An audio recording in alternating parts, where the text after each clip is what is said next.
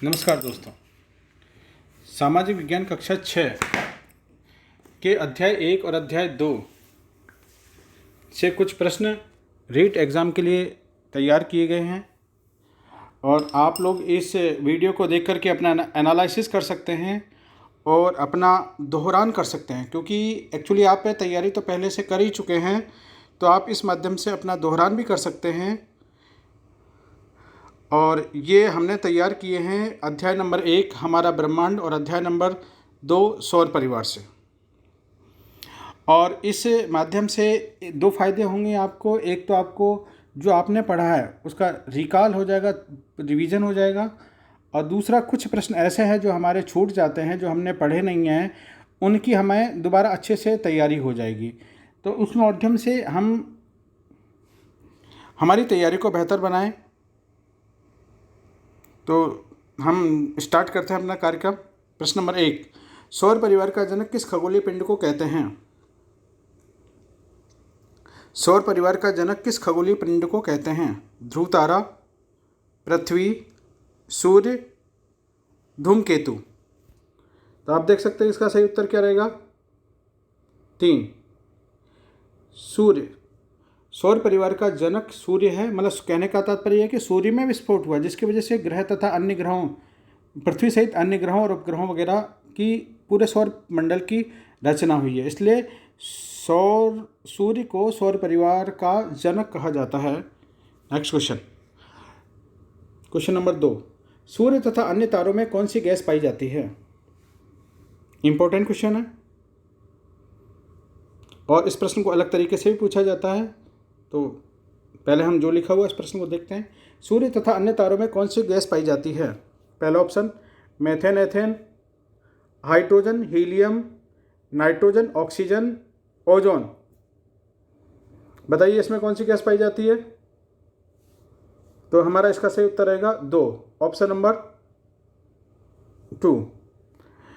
Actually क्या होता है कि जितने भी तारे हैं और हमारा सौरमंडल का सूर्य है, इसमें नाभिकीय संलयन अभिक्रिया होती है। तो नाभिकीय संलयन अभिक्रिया में क्या होता है कि हाइड्रोजन के परमाणु मिलकर के हीलियम के परमाणु बनाते हैं। तो सूर्य तथा अन्य ग्रहों में हाइड्रोजन और हीलियम गैस पाई जाती है। नेक्स्ट क्वेश्चन, आसमान में दिखने वाले 7 तारों के समूह को क्या कहते हैं? हाइड्रा तारामंडल, ओरियन तारामंडल, ग्रेट बियर तारामंडल और सप्तऋषि तारामंडल। इसका सही उत्तर रहेगा हमारा 7 तारों के समूह को क्या कहते हैं? बिल्कुल नाम से ही पता चल रहा है कि 7 तारों के समूह को हम क्या बोलेंगे इसमें? सप्तऋषि तारामंडल। सही उत्तर है 4। क्वेश्चन नंबर 4, सप्तऋषि तारामंडल को और किस नाम से जाना जाता है? पहला स्मॉल बियर, दूसरा ग्रेट बियर, तीसरा शिकारी तारामंडल, चौथा जल सर्प तारामंडल। क्वेश्चन दोबारा देखेंगे आप। सप्तऋषि तारामंडल को किस नाम से जाना जाता है? पहचान गए होंगे, आपकी पहले से अच्छी तैयारी है। बिल्कुल स्मॉल बियर के नाम से जाना जाता है। ये देखिए ग्रेट बियर का ही एक हिस्सा है, मतलब कई सारे तारों के समूह मिलकर के एक बड़ा भालू बनाते हैं, भालू जैसी आकृति बनाते हैं। इस बड़ी भालू जैसी आकृति जो बनती है उसको तो हम क्या बोलते हैं? ग्रेट बियर कहते हैं। इस ग्रेट बियर में ही 7 तारे, मतलब 4 तारे मिलकर के इसका पेट बनाते हैं और पीछे वाले 3 तारे मिलकर के इस ग्रेट बियर की पूंछ बनाते हैं। तो सप्तऋषि तारामंडल को किस नाम से जाना जाता है? स्मॉल बियर के नाम से जाना जाता है। और यह स्मॉल बियर ग्रेट बियर का ही एक भाग है।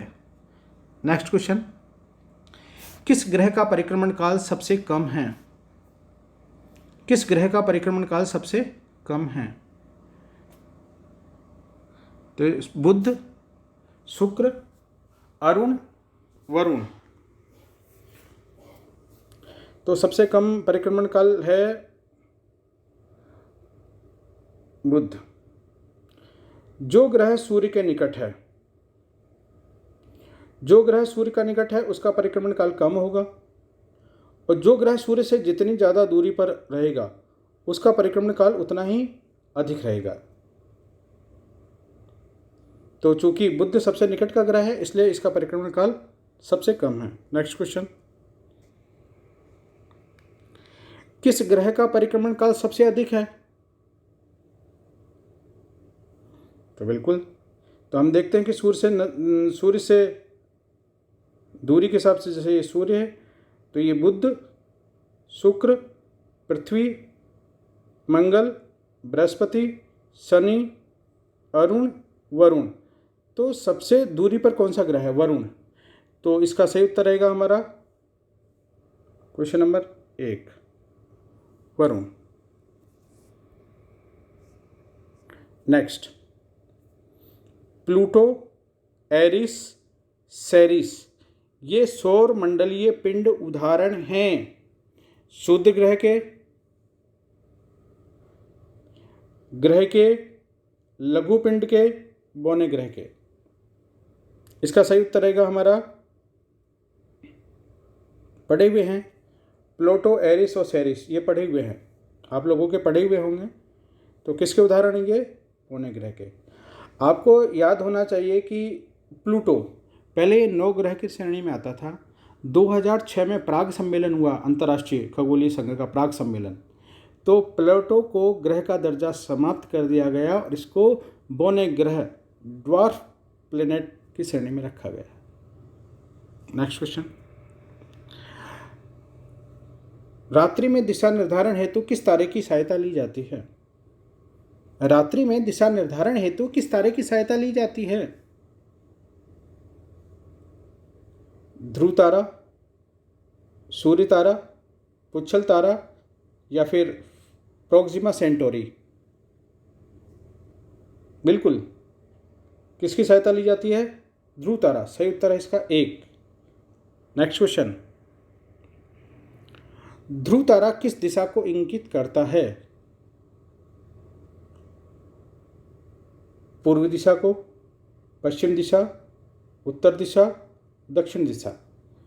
तो किस दिशा को इंगित करता है? ये इसका सही उत्तर रहेगा हमारा 3, उत्तरी दिशा को, क्योंकि इसकी पोजीशन देखिए, पृथ्वी है, पृथ्वी के अक्ष पर उत्तरी दिशा में यहाँ पर स्थित है ये, जिसको हम बोलते हैं पोल स्टार, क्योंकि ये पोल पे स्थित होने की वजह से पोल स्टार के नाम से जाना जाता है ये। नेक्स्ट क्वेश्चन, क्वेश्चन नंबर 10, पृथ्वी से दिखाई देने वाले टूटते हुए तारे, मतलब यानी कि शूटिंग स्टार, वस्तुतः कौन से खगोलीय पिंड हैं? उपग्रह, नक्षत्र, धूमकेतु, उल्का। बहुत सारे टीवी में हम देखते हैं कि शूटिंग स्टार, मतलब तारा टूटा उनका विश मांगिए, वो वाला शूटिंग स्टार। तो ये शूटिंग स्टार किसे क्या है? इसका सही उत्तर है उल्का है ये। एक्चुअली क्या होता है कि जो पृथ्वी के वायुमंडल में कई सारे जो खगोलीय पिंड जब पृथ्वी के वायुमंडल की तरफ आते हैं तो ये रास्ते में ही जल जाते हैं। जो जल जाते हैं उनको तो हम क्या कहते हैं? उल्काएं कहते हैं। ऐसा दिखता है जैसे कि कोई तारा टूटता हुआ आ रहा है, लेकिन बहुत सारे जलने के बाद भी बचे रहते हैं और धरती पर आकर के गिरते धड़ाम लगे से। तो जहाँ पर ये गिरते हैं उस जगह ये खड्डा भी कर देते हैं और वहाँ पर आकाशीय पिंड धरती पर गिरता है, तो उसको हम क्या बोलते हैं? उल्का पिंड। तो उल्का अलग चीज़ है और उल्का पिंड अलग चीज़ है। जब वो धरती पर गिर जाता है तो उसको उल्का पिंड कहते हैं। जब रास्ते में ही वायुमंडल में ही बर्न हो जाता है, जल जाता है, तो उसको हम उल्का कहते हैं। समझ में आ गया होगा आई थिंक। क्वेश्चन नंबर 11, ग्रहों की परिक्रमा करने वाले आकाशीय पिंड क्या कहलाते हैं? ग्रहों की परिक्रमा करने वाले उल्का पिंड, उल्का, उपग्रह, तारे। जो ग्रहों की परिक्रमा करते हैं इसका सही उत्तर क्या रहेगा? कुछ 3, उपग्रह। उपग्रह का मतलब जैसे पृथ्वी एक ग्रह है और पृथ्वी के चारों ओर चंद्रमा चक्कर लगा रहा है, तो उपग्रह बोलते हैं उसको। चंद्रमा एक पृथ्वी का उपग्रह है। नेक्स्ट क्वेश्चन, शनि के किस उपग्रह पर पृथ्वी की तरह सघन वायुमंडल है? एक तो देखिए आप, वायुमंडल भी है वहाँ पे, पृथ्वी जैसा धरातल है, नदियाँ, जलाशय। तो शनि का पूछा जा रहा है।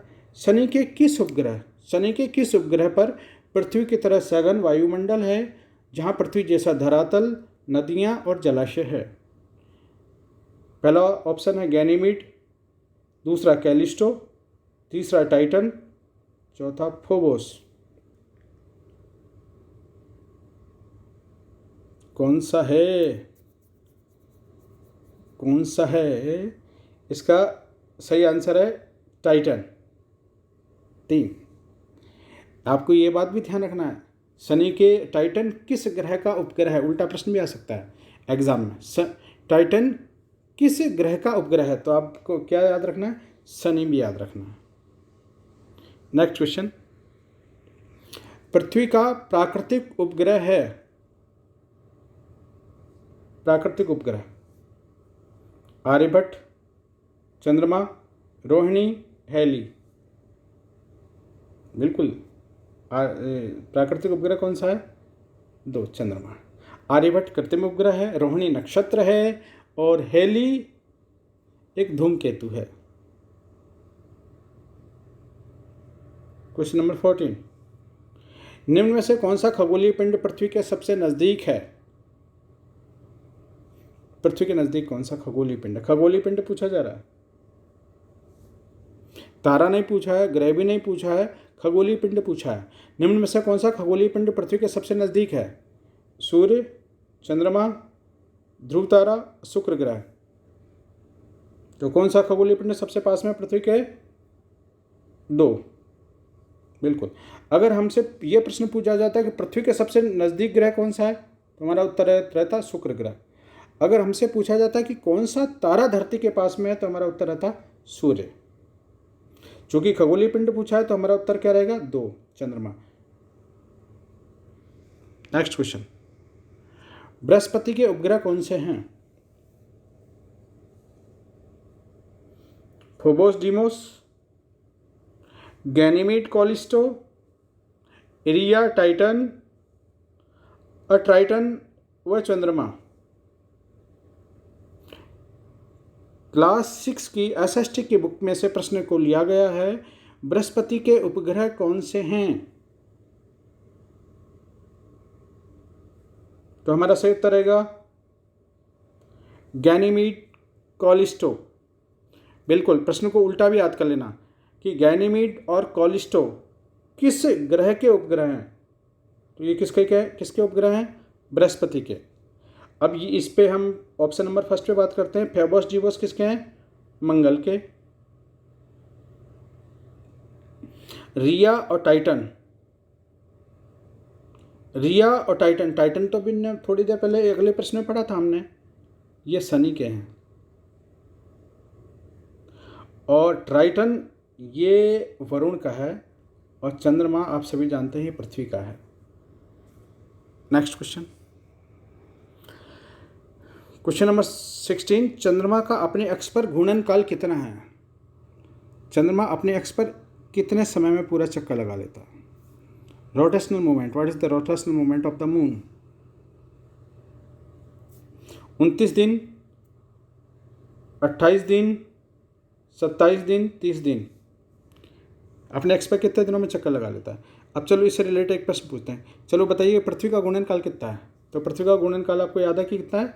24 आवर, 24 आवर्स, 24 घंटे में अपना चक्कर लगा लेती है। तो अब ये चंद्रमा कितने अपने अक्ष पर कितने समय में चक्कर लगाता है? आवर्स में तो है ही नहीं, घंटे का तो मामला ही नहीं है, तो दिन का मामला है। 29 दिन। इसका मतलब यह है कि रोटेशनल मूवमेंट के मामले में पृथ्वी बहुत फास्ट है, चंद्रमा से फास्ट है। पृथ्वी 24 घंटे में लगा लेती है एक चक्कर अपने अक्ष पर। चंद्रमा को कितना टाइम लगता है? 29 दिन। नेक्स्ट क्वेश्चन, चंद्रमा कितनी अवधि में पृथ्वी की परिक्रमा पूरी कर लेता है? जैसे ये पृथ्वी है, जैसे ये पृथ्वी है और इसकी परिक्रमा करता है मून, ये मून। तो मून कितने टाइम में, कितनी अवधि में पृथ्वी की परिक्रमा पूरी कर लेता है? परिक्रमण काल बताइए। 27 दिन, 28 दिन, 29 दिन और 30 दिन। इसका सही उत्तर है 1। पृथ्वी का कितना प्रतिशत भाग जलमंडल घेरे हुए है?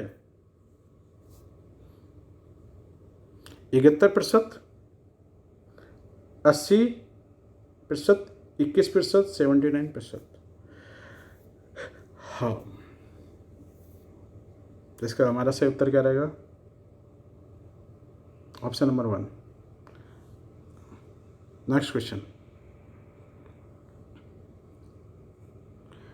मंगल और बृहस्पति के बीच एक पट्टी में स्थित सूर्य की परिक्रमा करने वाले असंख्य छोटे छोटे पिंड क्या कहलाते हैं? क्षुद्र ग्रह, धूमकेतु, ग्रह कणिकाएं, उल्का और उल्का पिंड। ये मंगल ग्रह है, ये शनि ग्रह है। मंगल और शनि के बीच में असंख्य छोटे छोटे आकाशीय पिंड हैं। ये आकाशीय पिंड भी सूर्य की परिक्रमा लगाते हैं। जैसे मंगल भी लगाएगा तो ये आकाशीय पिंड भी लगाएंगे, और बृहस्पति तो लगा ही रहा है। तो इन छोटे छोटे जो पिंड हैं मंगल ग्रह और बृहस्पति, मंगल और बृहस्पति के बीच में, इन्हें क्या बोलते हैं? क्या रहेगा इसका सही आंसर? क्षुद्र ग्रह। नेक्स्ट क्वेश्चन, अब इसको आप पहचानना। असत्य कथन छांटिए। चंद्रमा पृथ्वी के प्रकाश से प्रकाशित होता है। चंद्रमा पृथ्वी का उपग्रह है। पृथ्वी चंद्रमा से 81 गुना बड़ी है। चंद्रमा पर वायुमंडल विद्यमान नहीं है। इसमें हमें असत्य कथन ढूंढना है। असत्य कथन, फॉल्स स्टेटमेंट कौन सा है? तो एक एक की व्याख्या कर लेते हैं हम। पहला, चंद्रमा पृथ्वी के प्रकाश से प्रकाशित होता है। ये गलत है स्टेटमेंट, ये स्टेटमेंट गलत है, क्योंकि चंद्रमा पृथ्वी के प्रकाश से प्रकाशित न होकर के सूर्य के प्रकाश से प्रकाशित होता है। दूसरा, चंद्रमा पृथ्वी का उपग्रह है, बिल्कुल एब्सोल्युटली राइट है। पृथ्वी चंद्रमा से 81 गुना बड़ी है, ये भी सही है। चंद्रमा पर वायुमंडल विद्यमान है, नहीं विद्यमान है, वायुमंडल भी विद्यमान नहीं है, और जल का भी अभी तक कोई पता नहीं चला है। यद्यपि चंद्रयान फर्स्ट भारत ने भेजा था, चंद्रमा की सतह पर जल का पता लगाने के लिए ही भेजा था। हाँ, तो हमें यहाँ पर असत्य कथन देखना है।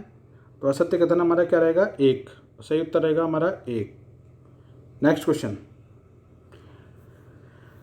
खगोलीय पिंड असीम आकाश में बिखरे हैं, और इस असीम आकाश को क्या कहते हैं?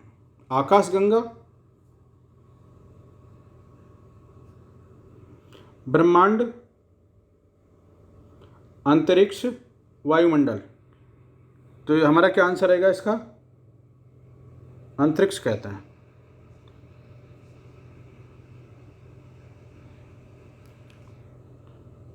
Question number 22। यहाँ पर हमको एक प्रश्न नहीं दिखाई नहीं दे रहा, प्रश्न मैं बोल देता हूँ। चंद्रमा की इसमें से हमें जो असत्य कथन है वो छांटना है।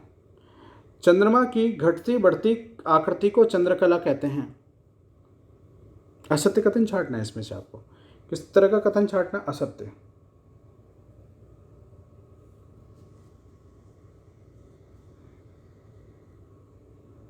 ठीक है। चंद्रमा की घटती बढ़ती आकृति को चंद्रकला कहते हैं। चांदनी वस्तुतः सूर्य का परावर्तित प्रकाश है,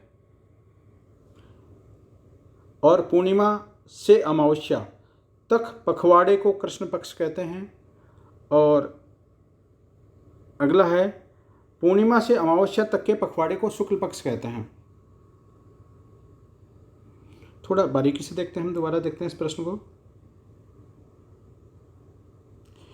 ये व्याख्या करते हैं हम सभी की। चंद्रमा की घटती बढ़ती आकृति को चंद्रकला कहते हैं, बिल्कुल सही है, इसमें तो सही है। चांदनी वस्तुतः सूर्य का परावर्तित प्रकाश है, क्योंकि चंद्रमा सूर्य के प्रकाश से प्रकाशित होता है, वही प्रकाश लौट के परावर्तित होकर पृथ्वी तक आता है। तीसरा, पूर्णिमा से अमावस्या तक चंद्रकलाएं घटेंगी और कृष्ण पक्ष होगा, ये भी सही है।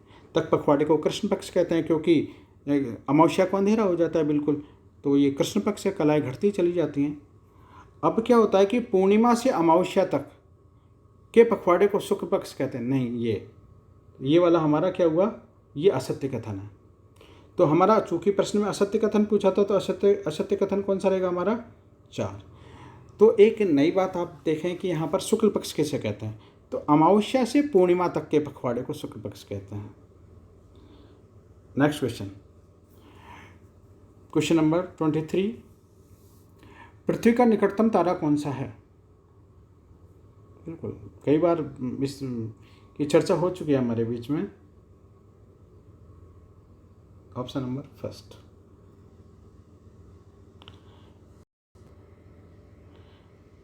क्वेश्चन नंबर 24,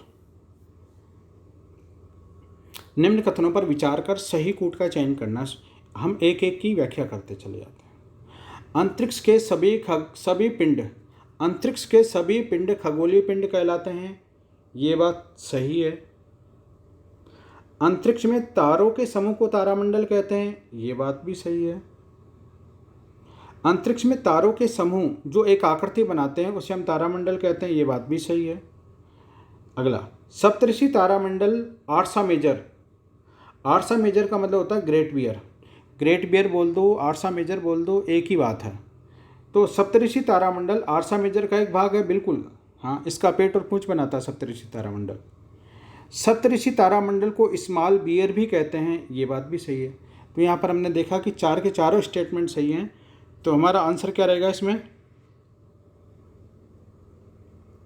ABC और ABCD, फोर्थ ऑप्शन 4।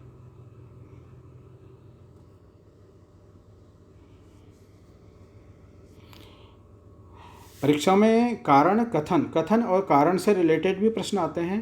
तो इस तरह की भी एक प्रश्नों की मैन्युफैक्चरिंग आवश्यक हो जाती है कि रेट के एग्ज़ाम में, पटवार के एग्ज़ाम में। तो थोड़ा देखते हैं हम इस प्रश्न को, 25 नंबर के प्रश्न को। ध्रुव तारा मतलब ध्रुव, उत्तरी ध्रुव, दक्षिणी ध्रुव, चूँकि पोल पर स्थित होते हैं, नॉर्थ पोल, साउथ पोल। ध्रुव तारा को पोल स्टार भी कहा जाता है। ध्रुव तारा उत्तर दिशा में स्थिर दिखाई देता है। अगला, ध्रुव तारा पृथ्वी की अक्षीय धुरी पर स्थित है। इसमें हम देखते हैं कथन सही है, कारण गलत है। कथन गलत है, कारण सही है। कथन भी सही है, कारण भी सही है, और कथन और कारण दोनों ही गलत हैं। तो इसका हमारा उत्तर रहेगा, कथन भी सही है, ध्रुव तारा उत्तर दिशा में स्थिर, बिल्कुल उत्तर दिशा में भी होता है और स्थिर भी है, दिखाई देता है, स्थिर दिखाई देता है। क्यों, कारण क्या है इसका, क्योंकि ध्रुव तारा पृथ्वी की अक्षीय धुरी पर स्थित है। कथन भी सही है, कारण भी सही है, इसलिए हमारा उत्तर रहेगा यहाँ पे 3।